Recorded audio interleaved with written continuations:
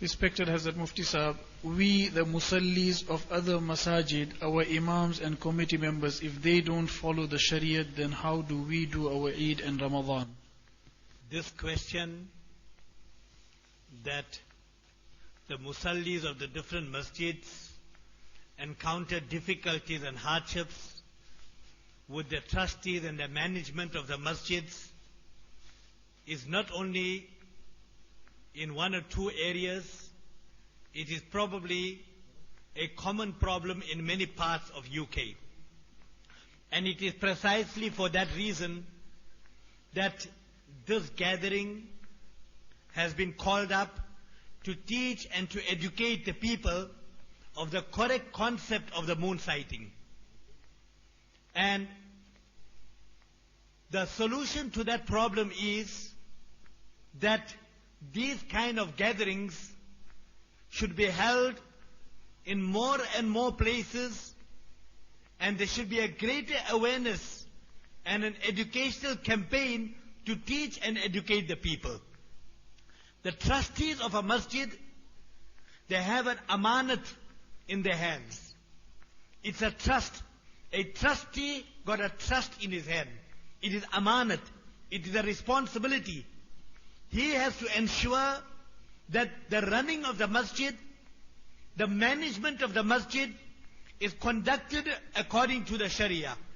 And for that, it is compulsory and fard upon the management and the trustees of every masjid to go and inquire from the ulama haqq what is the correct Shari perspective of the moon sighting and implement that in his masjid. He cannot just sit back, rely on information. He should go out and make his individual effort and inquire what is the right thing in Shariat.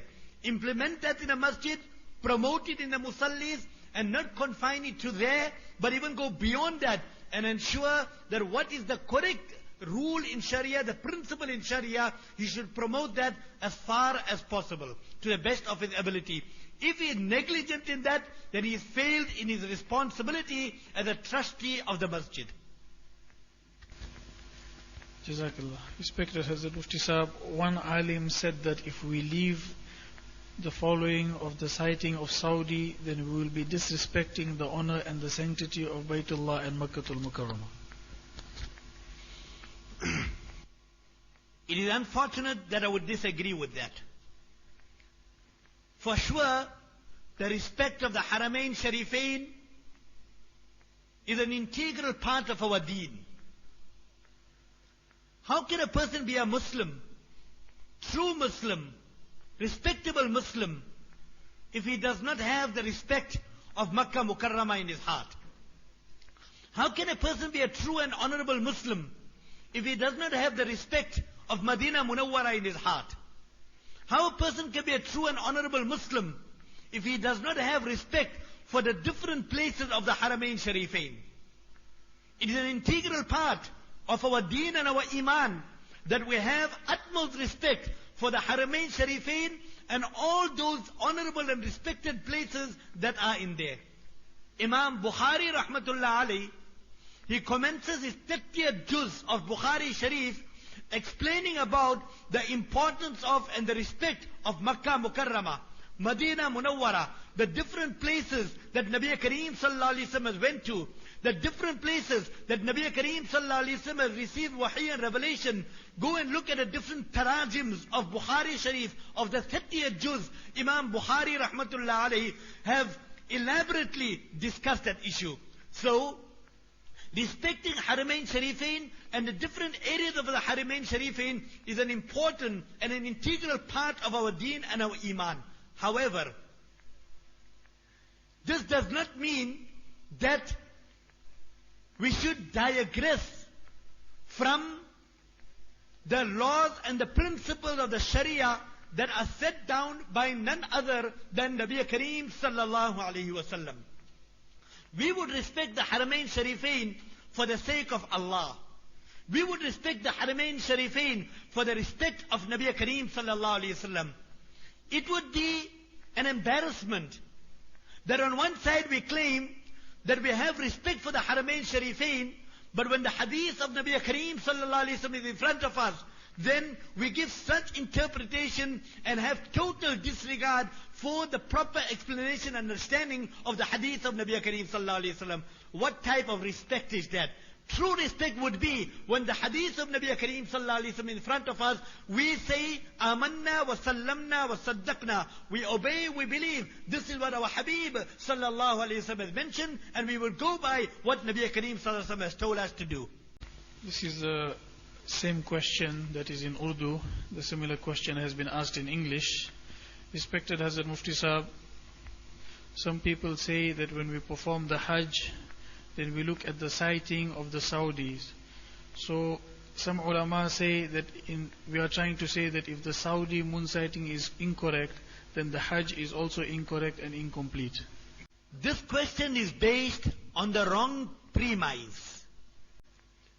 The criteria of Hajj being correct and incorrect is not altogether dependent on the sighting of the moon. There is a hadith that is mentioned in Tirmidhi in Kitab al-Hajj.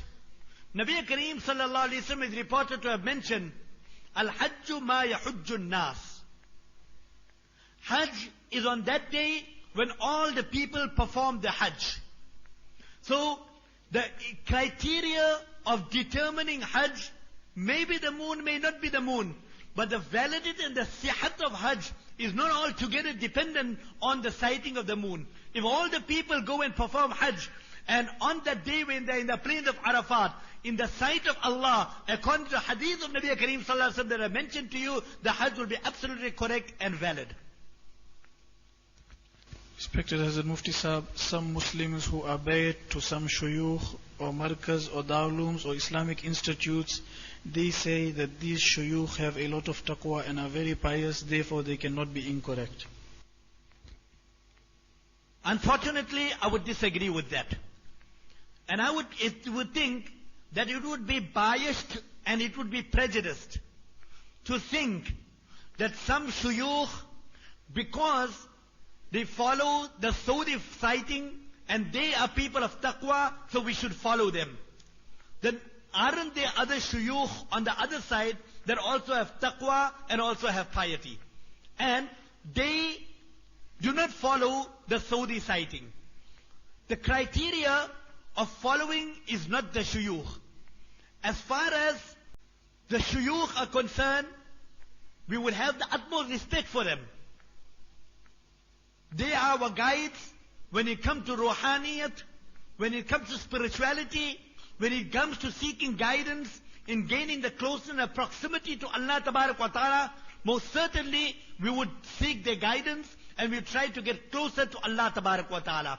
But however, if the shuyukh have to say one thing, and which is in complete contrast, different and in contradiction to what the hadith of Nabi Kareem sallallahu alayhi wa sallam has to say to us, then we are bound as Muslims to disregard what our shuyukh say and go by what the hadith of Nabi Kareem sallallahu alayhi wa sallam has said. It would be completely unjust to Nabi Kareem sallallahu alayhi wa sallam and the hadith of Nabi Kareem sallallahu alayhi wa sallam to disregard the hadith of Nabi Kareem sallallahu alayhi wa sallam and follow what my shaykh have said. The shaykh is secondary, first is Shariat and the hadith of Nabi Kareem sallallahu alayhi wa sallam. Respected Hazrat Mufti Sahib, is it okay for our ulamas to say that for the sake of unity we should follow the sighting of Saudi? If people have to decide, everybody has to decide based on a wrong criteria, I can never see any way unity coming out with that. All the time, it is the way of Allah Tabarak wa Ta'ala. He has created ulama haq and honest, truthful people. And it is mentioned in the hadith, Nabi Kareem sallallahu alayhi wa sallam had mentioned that my entire ummah will never unite on wrong and evil. Which means that if anything is abundantly, clearly, blatantly wrong, then Islamic history has also shown that the entire ummah have never made ijma on something that was wrong. If one part of the ummah have done something wrong, there was always, through Islamic history we understand that Allah Tabarak wa Ta'ala created a group of people that corrected the people that were wrong. So, the criteria of unity is not following something wrong. The criteria of unity is following that which is correct and right in terms and in principles of the Sharia. MashaAllah, we thank Hazrat Mufti Sahab. Firstly, I would like to thank all the ulama for taking out their time and traveling far distances and coming here to enlighten us on this important issue. At the same time, I would thank Hazrat Mufti Sahab also for coming, accepting our invitation, coming all the way from South Africa and trying to solve the issues and the problems that we are facing here in our country. At the same time, respected friends, thank you people also for coming here. And we as attendees, we also have a responsibility, and our responsibility is that now when we go back from here, we try and make amal on the sunnah of Nabi sallallahu alayhi wasallam and the advices that were given by the respective ulama. We make dua to Allah subhanahu wa ta'ala that He accept this conference. Allahu Akbar, Allahu Akbar.